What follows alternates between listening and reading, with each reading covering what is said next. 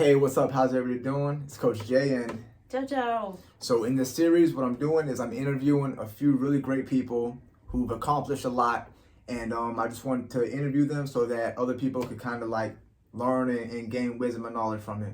Make sense? Makes sense. All right, so I have 3 questions that I ask in these interviews. The first one is, what are your accomplishments at the moment in regards to health and wellness? Okay. Probably the most noticeable one is I've lost 22 pounds.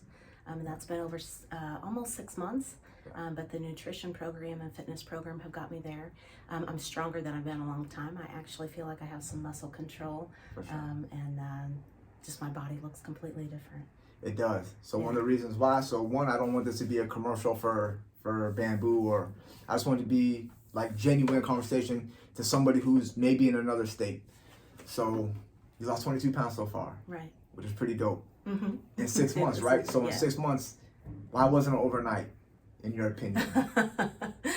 It didn't get there overnight. It's certainly not going to come off overnight. And then also I would say that it takes persistence and it takes hard work. The body takes a little while to come along where the heart might already be. For sure. Yeah. For sure. You're doing amazing. Well, thank you. So like when we first met, how did you feel? Where were you at in that moment when we first met? Before you really started my part of the fitness journey? I felt tired and old, to be really honest. I felt like I was fighting my weight every day. I felt like I could never do enough to try to get some weight off or to feel better. And I think that I had accepted my place as a heavier person and an aging person. And I no longer feel any of those things. The self-confidence has really been tremendous. It's a lot of positive reinforcement here at Bamboo, and that made a huge difference for me, because then I knew that I could do it. And I'm not working as hard as I was before. That's the strange thing. I put a lot more blood, sweat, and tears into it before than I am now, but I'm doing it the right way, I feel like.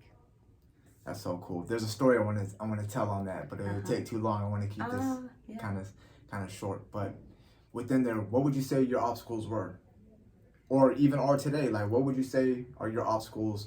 Something that maybe other people will resonate with. I think times of transition are always hard. So first, it's getting started, right. And making that commitment and doing the things that you know that you need to do, the fundamentals. When I switched to the phase 2 diet plan, I probably didn't do as well as I could have. And I had I did that for a few weeks, and then I had to reset and really start over and say, okay, let me look at phase 2 video again. Sure. And that's the great thing about the videos, is you can watch it as many times as you need to. Sure. And for me, it's more than once, to be able to say, okay, let me reset, let me try this again, and keep going at it. Yeah. That's true. So we have a 4-phase nutrition plan. And like I said, this isn't a commercial for that, but one of the cool things you said about it is to have a plan and continuously go over it. Because what we do sometimes is we'll have a plan and we'll stick to it for a week, a month, 2 months, and we'll make a little adjustment, not realizing that we even made the adjustment. And that little adjustment gets to become more and more and more until we're not even on the plan and we're frustrated. So constantly going over it. Outside of that, we change it up. We realize transition times are the hardest, right? We have a plan, we continuously go over it, we stick to the plan. What advice would you give to somebody who's not in our town, who's maybe somewhere across the world and wants to lose weight? I would say, first of all, know that you can do it. And secondly, find that group. 1 second. Find that group of people who can help you reach that, because it is about a community or a family, or surrounding yourself with other positive people who are trying to do the same thing that you are. For sure. And I agree with that. I think that's super important. Like, always find a tribe or a community you can vibe with, because then you have that accountability built in and you don't have to think about it. Like, you just come, you show up, and you do what coach tells you to do. Whoever your coach is. Simple things like going out to dinner. that's a great socialization thing. But yesterday after class, another woman in class asked me if I wanted to go get some tea. And it's not something I thought about. Yeah. But what a great thing, because I can go with somebody who's following the same nutrition plan, that we're not gonna, go off and eat donuts instead or That's something so like cool. that. So it's nice to have those kinds of things too. I agree. I agree. And those are things that we really don't even think about. But it's a part of the journey.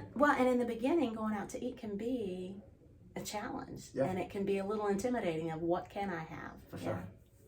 Yeah. I appreciate you. Yeah. One thing I do want to say, when we first met, I never forget it, what you told me. You remember what you said, right? I probably said a lot of things. Yeah. That I can't. That I can't. But you were like, nah, this. This is just me. This is where I'm at. Right, but you said it a little bit more vulgar than that.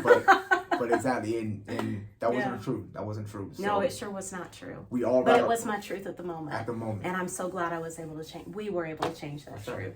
Yeah. We write our own stories, and you can write your own stories. So don't give up hope. Yeah. Love, energy, strength. Love, energy, strength. Then we're athletics. Thank you. Thank you, Miss.